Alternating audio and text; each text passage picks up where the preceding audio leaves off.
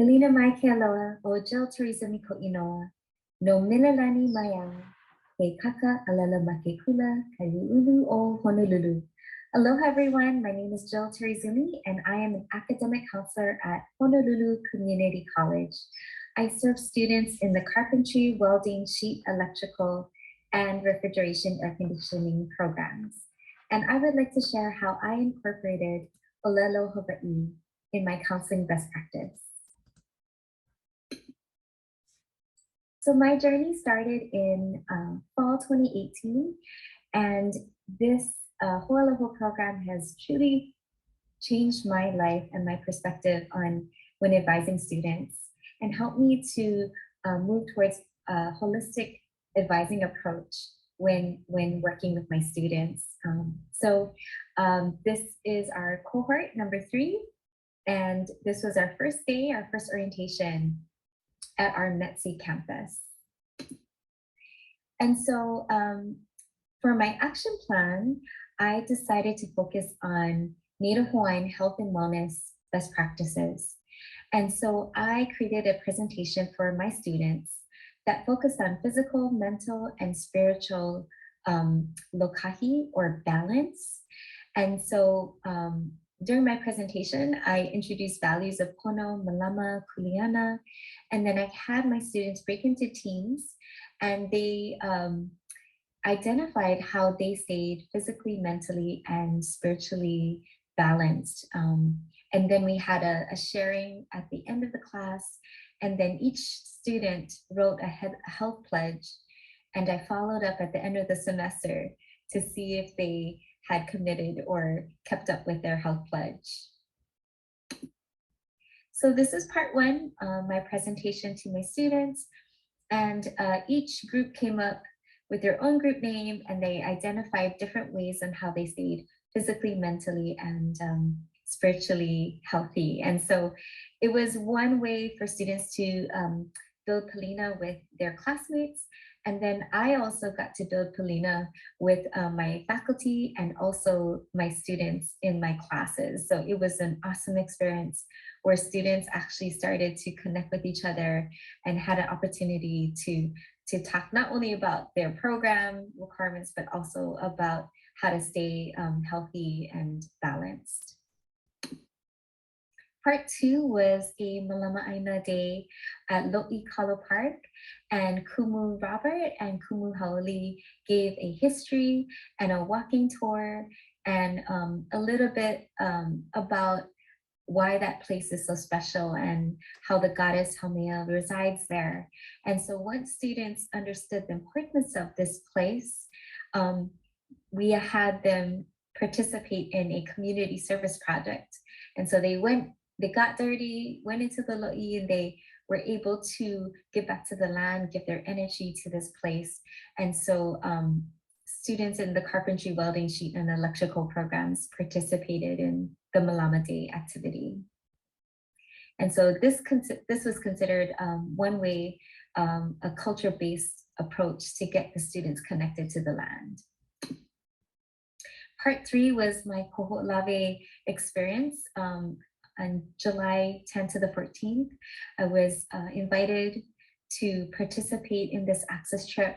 And this trip really opened my eyes to get connected to this special place and to feel the energy that this special place provides to whoever's open to that experience. And so we were asked to practice protocol, to do that before stepping foot on land as to pay tribute and respect to Kanaloa. We swam to shore. I contributed by being a cook for breakfast, lunch, and dinner. And the best part was the palina that I built with my colleagues that attended and that went on this access trip. And so why did I participate? It was basically, I wanted to get out of my shell and try a new experience. And we had to rough it. We slept in tents, no running water for showers.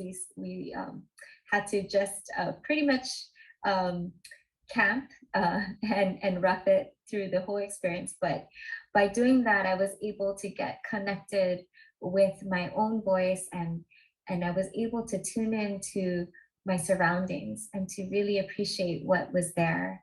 I learned about the culture. That was the number one thing I wanted to do, was to learn about the history of Kanaloa and the bombing and what it took to stop the bombing. And then we did a bunch of community service projects, but we also did a healing ceremony and a rain ceremony, which was truly impactful for me because I just became a part of that experience. And as a group, we gelled together and we really felt each other's energy and was able to connect on a deeper level. So what did I gain? Again, connection to the land was key, but also I unplugged from technology. We weren't allowed to use our cell phones and for 4 days. And that was pretty challenging for me on day one. But after I was able to just let go and be in the present moment, that was truly a liberating experience for me. And to be able to just enjoy and build connection with my colleagues, and but also just to enjoy where I was and to appreciate what I had at that moment. And so really, I experienced from that day on, I experienced everything with new eyes and a new lens for life and appreciation for what I have. And how did I incorporate ʻŌʻala Hou? So when I did return, I shared my experiences with my students. I shared it with my colleagues, and we did a presentation at a couple conferences to share our experiences of what we gained and what we learned from going to Kanaloa Ko'olawe.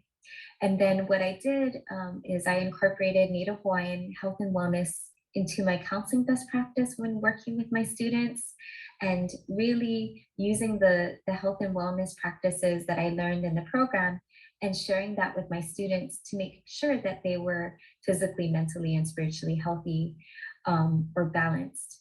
And then in our probation success plans, we changed it up a bit and had a more holistic advising approach, and I incorporated more health and wellness into my advising when advising probation students.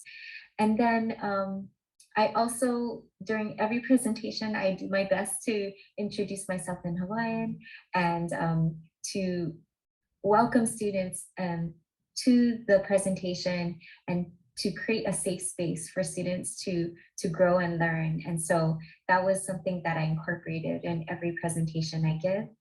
And I also give first semester advising presentations to my students in my programs.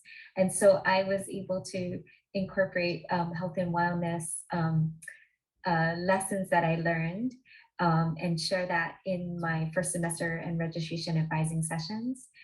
And then I decided to create an IKEA student success workshop that was that focused on Native Hawaiian health and wellness tips that I learned throughout my program.